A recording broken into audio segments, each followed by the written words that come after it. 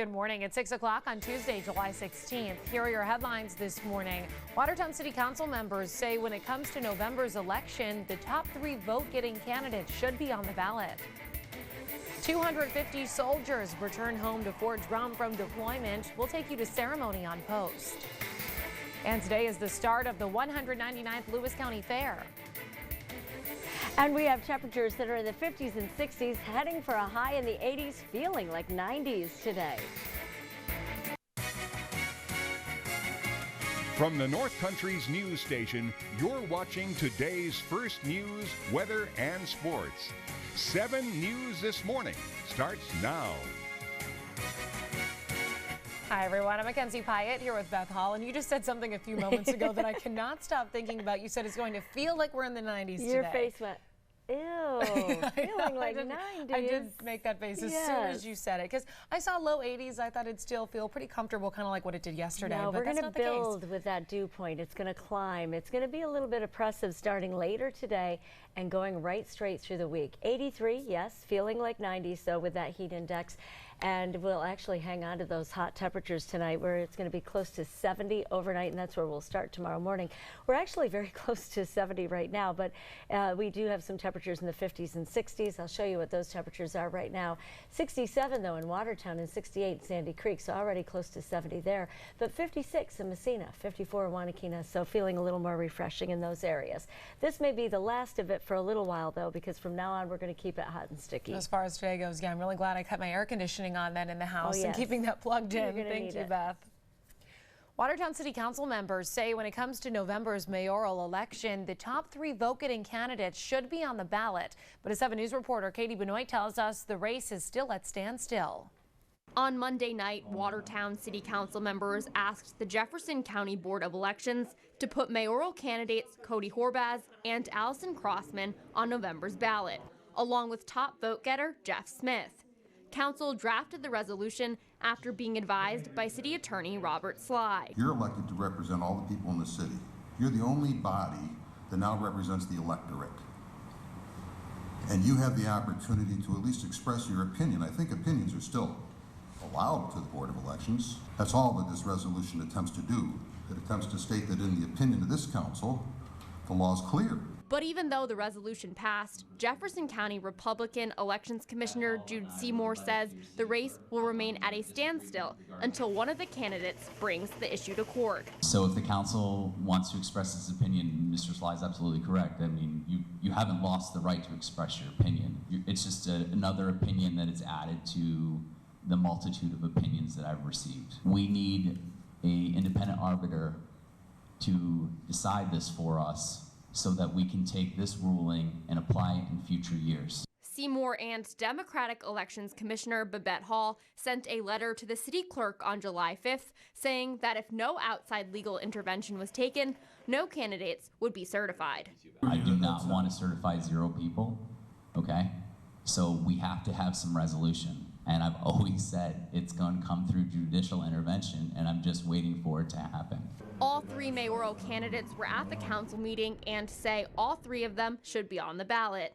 Horbaz recused himself from Monday's vote and says he still thinks there should be a hand recount of the ballots. Katie Benoit, 7 News. A voting machine went down on primary day and likely will prompt questions about Watertown's tied mayoral race. However, elections commissioners stand by the results. Officials tell us a machine at the Church of the Nazarene voting site would not accept ballots from 7:30 p.m. to 8:05 p.m. on primary night. As the machine was being fixed, residents filled out their ballots and placed them into a locked compartment on the machine. At the end of the night, the compartment was unlocked by 2 elections inspectors, 1 Republican and 1 Democratic, and all the ballots were then sent through the machine and the votes tallied. Democratic Elections Commissioner Babette Hall says the entire process followed New York State election law, and there's no reason to question the results of the election. 250 soldiers from the 2nd Brigade Combat Team were welcomed back to Fort Drum from Afghanistan yesterday. 7 News reporter Natalie Kuchko was there and has the story.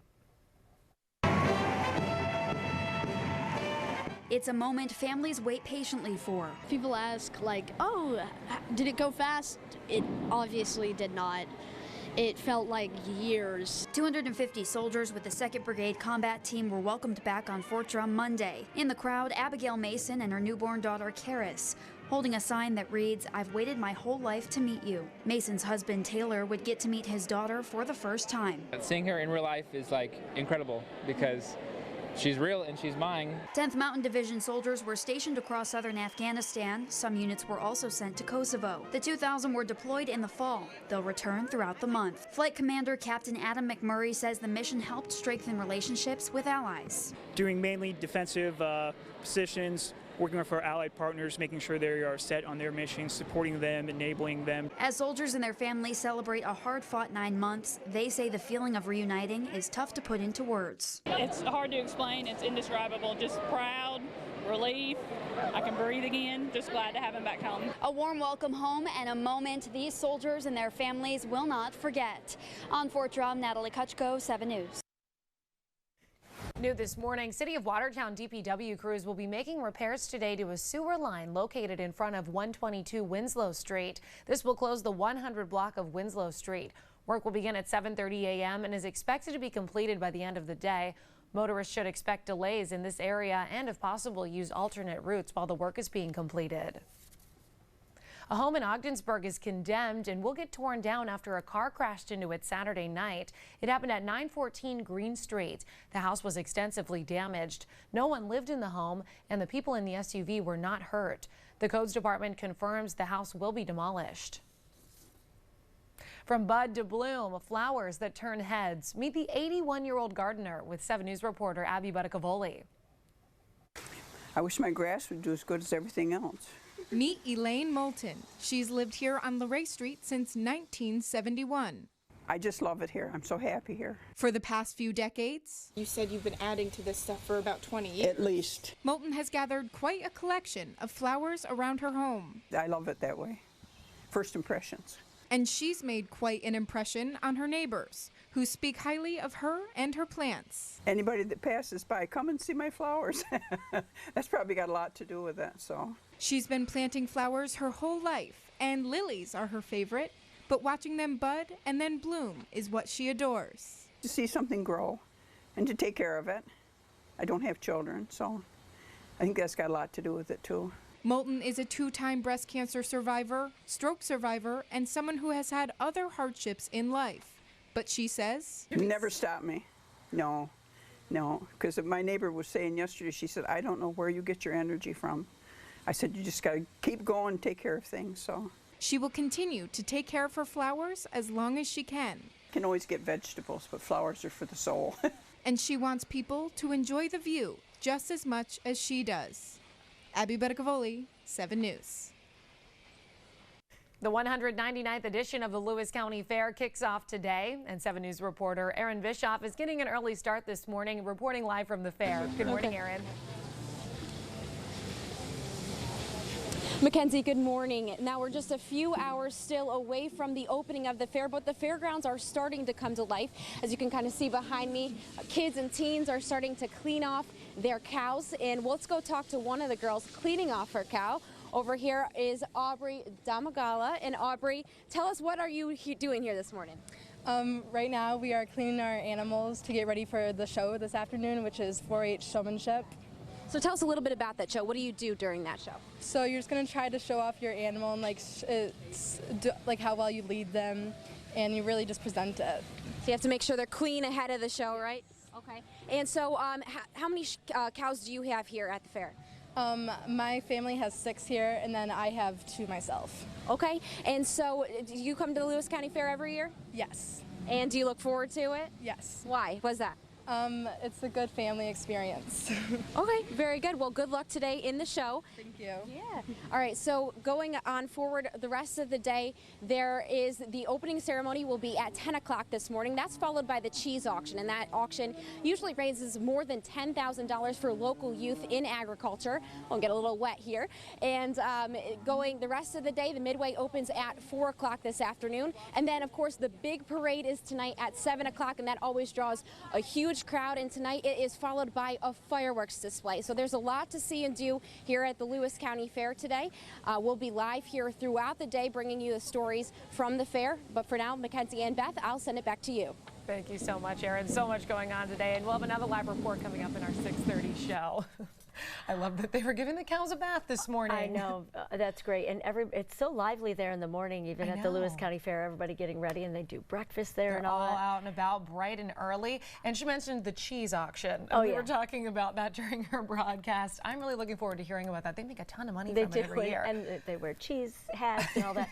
But the funny thing is, if we could only have a camera out on the street, people are probably putting their chairs out for the parade. Oh, right. Like they do that all day long. And that gets a huge turnout every year. And you're going to report live at noon today, so I'm really looking forward to that. I'll be there, and I'm happy because, you know, we might have a little bit of rain moving through this morning. It doesn't look like it is yet. Erin looked pretty dry. She got a little wet from the hose there, but not from the rain. From rain. Right. Temperatures in the 50s and 60s. We're starting to see some rain showers move through. They'll move through rather quickly. It's basically a morning event, and as we head through, it's just really an early morning event because we're not even going to have this all morning. We're starting to see this right around Watertown, parts of Oswego County. It'll make its way into Lewis County, and then it's going to move through. And probably right around, I would say 7:30, 8 o'clock, we're going to have this drying out. So watch this.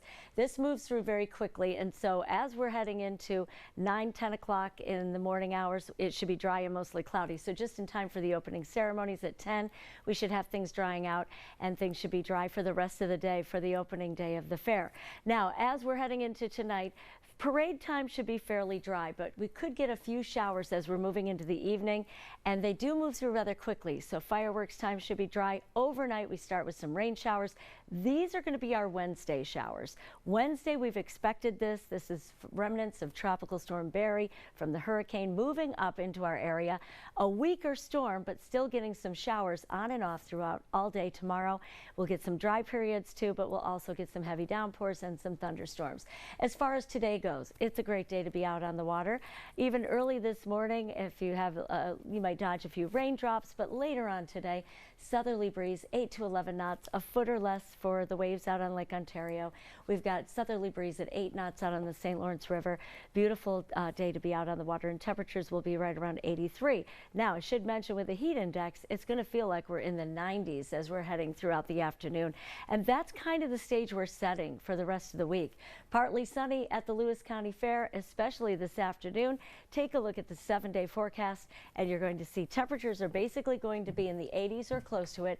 Lows are going to stay close to 70. That's showing us how humid it's going to be, because if the lows are going to stay that high, where sometimes those are our highs in the 70s, you know that dew point's going to be high too, and it's going to be very muggy. So definitely, if you have air conditioning, this is a nice week for that. You're going to have several days using that or some sort of relief. You want to stay hydrated, and even if it's cloudy, you want to use that sunscreen. Yeah, I'm just leaving my air conditioning turned on then for the next few days. I won't even turn it off in the meantime. It's a good idea. Thank you, Beth. Still ahead, our guest will tell us about the 17th annual Spoker Ride. And in sports, John Buffalini won his 7th Watertown Men's City Golf Championship on Sunday. We'll hear his secret to success coming up in Mel's Sports Report. From the North Country's news station, it's today's first news, weather, and sports. You're watching 7 News This Morning with Mackenzie Pyatt and Beth Hall. Good morning. 7 News time is 6:15, and we've got maybe a little rain that's going to move through this morning. It's a morning event, and then we should have a dry day ahead. It will be hot and humid. Thank you, Beth. John Buffalini defeated Adam Brown to win the Watertown Men's City Golf Tournament over the weekend. Mel Bussler takes a look at what made Buffalini successful. Well, John Buffalini, like fine wine, getting better with age. John Buffalini won his 7th Watertown Men's City Golf Championship on Sunday. An emotional 7th win with his mind on other matters more important to him. I did this one for my sister who was battling cancer, and, it was just a special win. A change on the fly in the putting game helped change the fortunes of this match for Buffalini.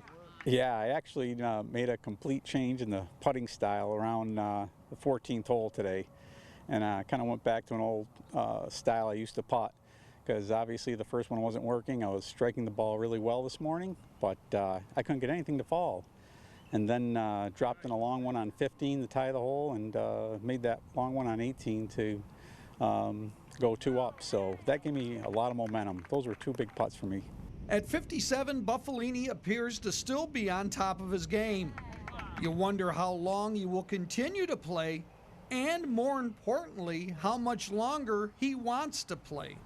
I mean, I've always said I'll keep playing in this tournament. I love this tournament. It's one of our best ones. There's a lot of history behind this tournament, and so many great champions. And you know, as long as I'm physically able to play, I'm going to continue. So your guess is as good as mine as how many more I'll be playing in, but you know, I'm going to enjoy this one for now.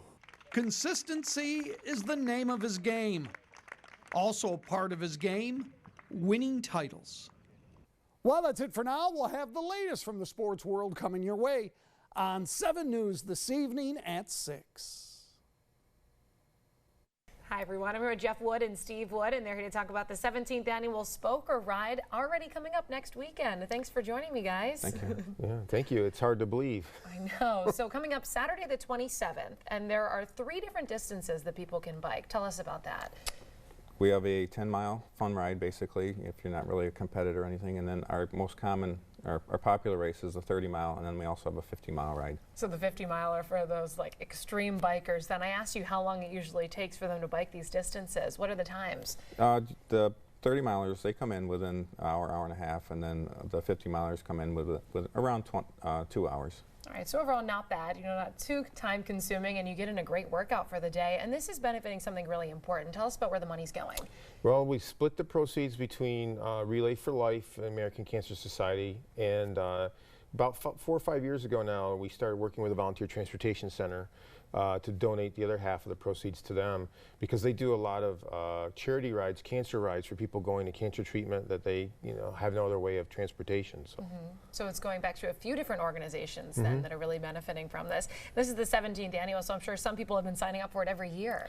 We have a few people, I guess you want to call them diehards, that have been almost every year that I can think of. There's a few that always show up. Sometimes you don't know, but they're there. So is it for all ages then? Like, can kids participate in maybe the 10-mile bike ride? It is all ages, all abilities. You know, we're not going to turn anybody away for sure. And if you don't want to ride, you can always help with volunteering on the course. Oh, perfect. So tell us about the location then, where they'll be biking. We start and end in Sackett's Harbor, right at the court building on West Washington Street. Registration starts at 7:30, race starts at 9, and the course closes at noon. A beautiful view then, so make sure you want to register beforehand. So how can they register for this?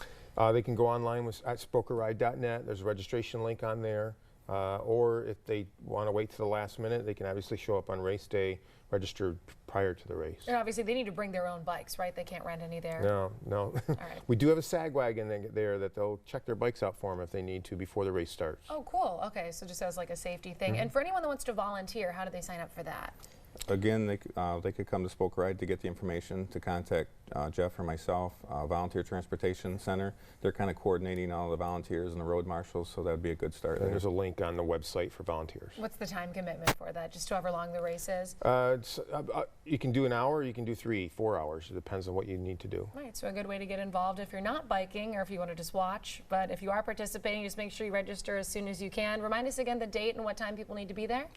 July 27th, 7:30 pre-registration. The race starts promptly at 9 a.m. All right, so make sure you're there on time then with your bikes ready to go. Yes. Okay, thank you so much for joining me this morning. Thank you, Mackenzie. Thank you. We'll be right back.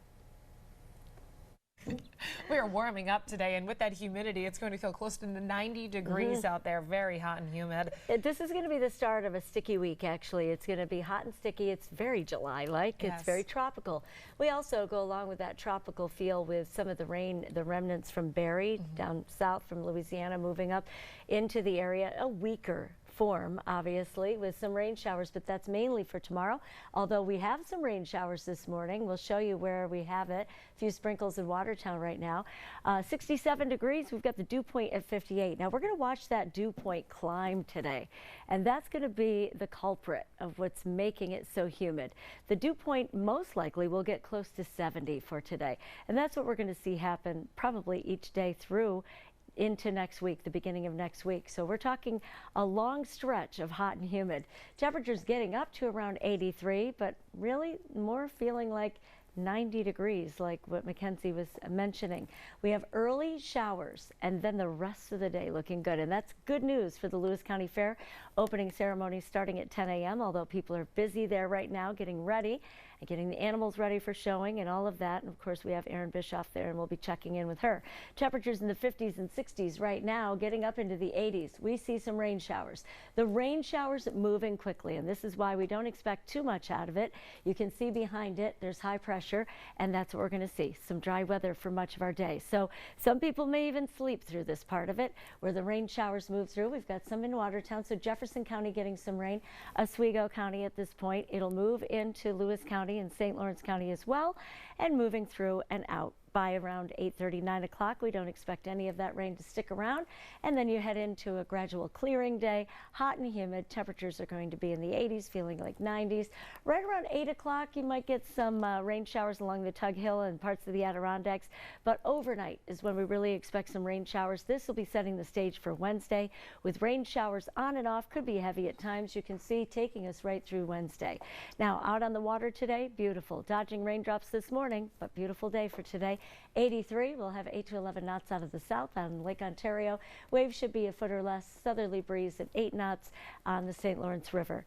Lewis County Fair opening today, and it's a good one. A little rain this morning, but by the time they have opening ceremonies at 10 a.m., we'll have some mild temperatures and drier. The afternoon should be right around 83 degrees. 7-day looks like this. Temperatures are going to be close to, if not in the 80s, close to 90 legitimately on Friday. And so, but it basically is feeling like 90s much of this week into next week. Don't let that 40% chance of rain Thursday through Monday knock you down, because that's basically because it's going to be so humid. Right, it'll just be It'd be a there blast too. of showers. Right. Thank you, Beth. We'll be back in a few minutes with more news and weather. You're watching 7 News This Morning.